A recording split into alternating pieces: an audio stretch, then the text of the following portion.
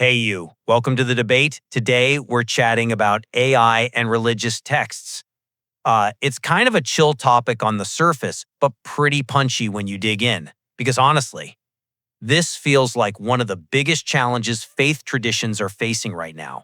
Oh, it's huge. Yeah. And we're not just talking about, using a search engine to look up a Bible verse or a line from the Quran. This is about what happens when a large language model, a machine built entirely on statistics, on crunching numbers, tries to interpret sacred texts, generating sermons, interpretations, maybe even legal rulings. Exactly. And so the central question, for me anyway, isn't really can AI read scripture? It obviously can in a technical sense. It's more, is AI fundamentally a valuable tool? Can it augment human scholarship? Can it help democratize access to religious knowledge? I'm basically arguing, yeah, it can be if we design it the right way. And I guess I come at it from a pretty different angle. I look at its purely statistical nature, its complete lack of moral compass, zero spiritual intent, and I just see an inherent threat, maybe even an existential one, to the integrity, the authority of sacred interpretation. Because interpretation, fundamentally, it's a lived practice, it's human. Yeah, okay, I definitely see why you'd think that, focusing on the spiritual side. But let me offer maybe a different perspective, one rooted more in, let's say, utility. I think we need to shift the whole conversation away from this philosophical should we or shouldn't we, and more towards responsible design. Like, how do we give it a role? And think about the sheer power for democratization here. Imagine someone who's geographically isolated, right? Or someone totally new to a faith. AI can give them instant access to this huge range of theological commentary. Stuff that before was maybe locked behind language barriers or you needed access to a seminary library. Tools like Al-Kitab GPT, they're already doing this, giving summaries, comparing different views, like right away. That's massive for spreading knowledge. And then for the serious scholar, this is basically computational hermeneutics. This tech can spot incredibly complex linguistic patterns across texts. It can compare, thousands of documents spanning centuries. It can even validate really dense logical arguments, like Anselm's ontological argument for God's existence. It can check the logical steps in seconds. Now, the AI doesn't believe the argument, obviously, but it confirms the logical flow way faster than any human team could. It really feels like old wine and new wineskins, It's boosting human capacity. We're not talking about replacing the expert. We're talking smart design, making sure the human scholar is always the final check, that human-in-the-loop model. Okay, that's a compelling case for AI as a research assistant. I'll give you that. A logistical tool. But I think you're kind of sidestepping the core ontological problem here. Interpretation isn't just logistics. It's intrinsically a lived practice.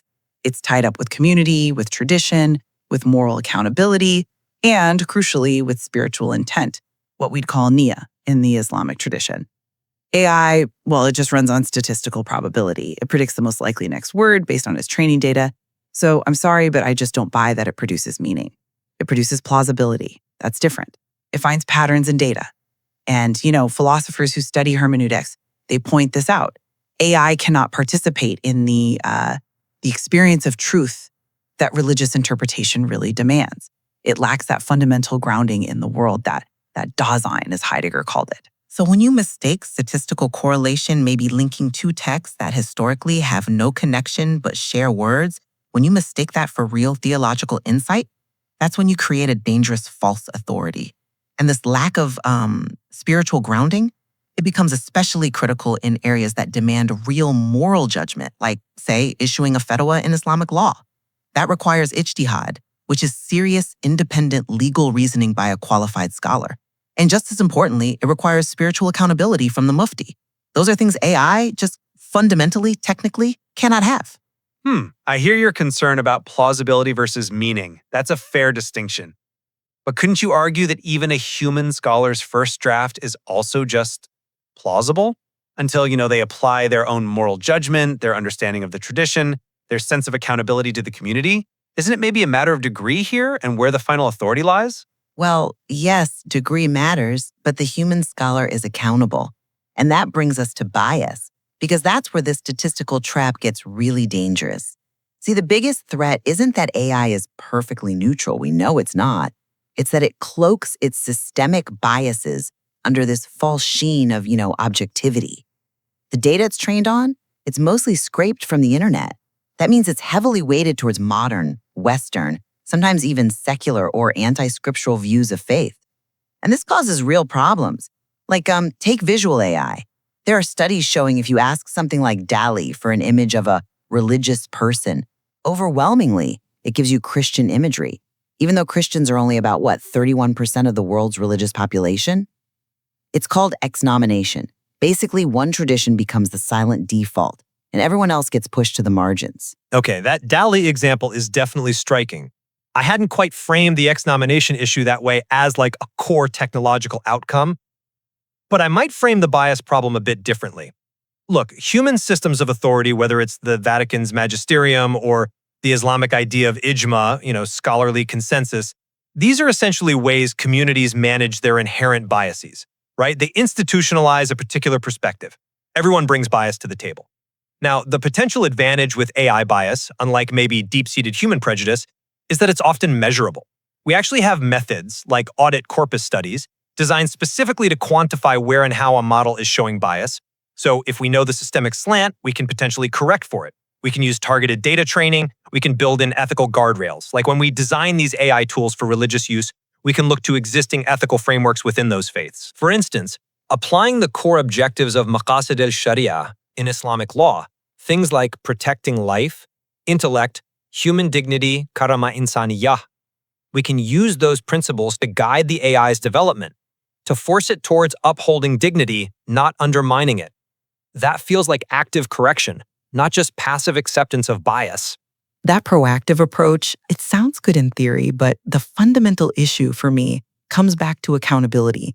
When you're dealing with these complex, often black box LLMs, figuring out who's responsible when something goes wrong, it's incredibly murky.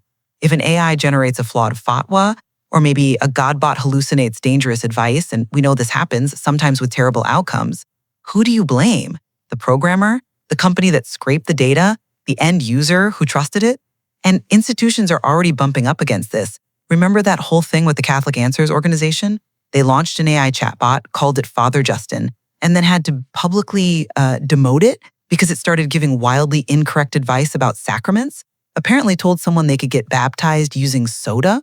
I mean, that's not just implausible, that's potentially harmful nonsense. I'm not sure the Father Justin chaos proves AI itself is fundamentally dangerous. In fact, I think the response you just described, the organization stepping in, correcting it, clarifying its role, actually kind of confirms my point. The final responsibility has to rest with humans. Look at the statements from the Vatican, the LDS Church, major Islamic scholarly bodies. They've all come out saying human expertise, human judgment, is absolutely essential for final doctrinal or legal rulings. And that just underlines why the human-in-the-loop model is so critical. We should never position AI as the final arbiter. Its role should be the world's fastest, most comprehensive research assistant. Think about the philosopher Paul Ricœur and how he breaks down interpretation. He talks about the explanation phase. That's the structural analysis, the data crunching, the historical grunt work. And then there's the understanding phase, the deep moral, spiritual engagement with the text's meaning. AI is brilliant for automating the explanation part. It handles the filing, the indexing, all that heavy lifting. This frees up the mufti or the pastor or the rabbi to focus their energy, their moral agency on the truly human work of understanding and applying that truth responsibly. We should embrace AI for the logistics, absolutely, but keep the spiritual judgment firmly in human hands. I agree that HITL is the responsible goal, but you keep drawing parallels to older technologies. You mentioned the printing press, the radio, saying we have to adapt or risk being left behind. But those technologies were fundamentally different. They were channels. They just spread human interpretation, whether it was Luther's pamphlets flying off the press or a televangelist reaching millions. The interpretive agent was always unequivocally human. AI feels like the first technology in history where the channel itself becomes the interpretive agent. It doesn't just broadcast a sermon, it can generate the sermon, the khutbah. It doesn't just transmit a legal opinion, it can produce the fatwa. And because it relies purely on statistical pattern matching across vast datasets, AI inherently pushes this kind of radical, almost algorithmic sola scriptura, scripture alone, interpreted by the machine. It fundamentally challenges traditions built on the authority of a living community and its practices. It feels like a real break from the past. You know what? I completely agree that this is a qualitative shift. It's absolutely not just a faster printing press. But precisely because it's such a fundamental shift, I think resisting it is futile, maybe even harmful. You mentioned the risk of marginalization. The Ottoman example with the printing press is a classic one. We have to adapt. And I believe the key to adapting responsibly is designing AI for radical pluralism. The real danger kicks in when users ask the AI for the single right answer. Instead, we need to insist that these systems transparently present the spectrum of authoritative views within a tradition, and maybe even across traditions, and critically with clear sourcing. The system should say something like, okay, according to tradition A, drawing on these specific historical texts and commentaries, the answer is X. However, tradition B, based on these other sources and lines of reasoning, argues for Y.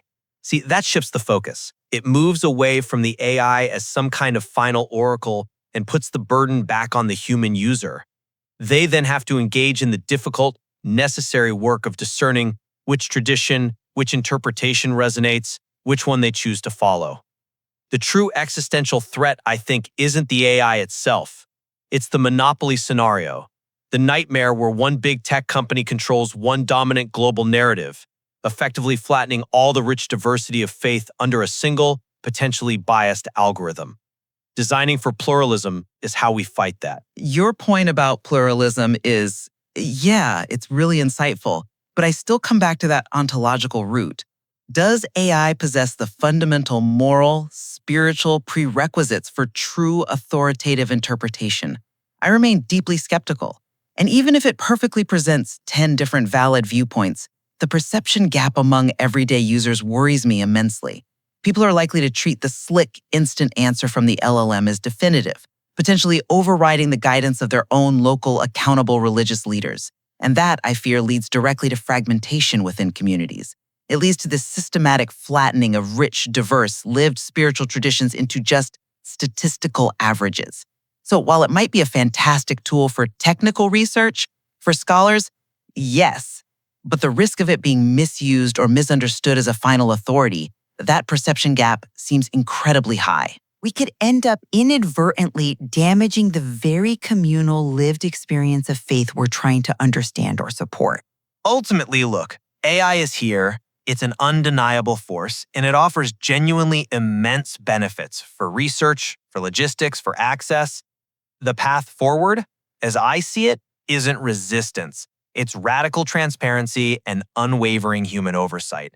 We absolutely must double down on keeping humans in the loop, the HITL model, especially for anything touching on moral or spiritual authority. And we have to push hard for pluralistic design principles.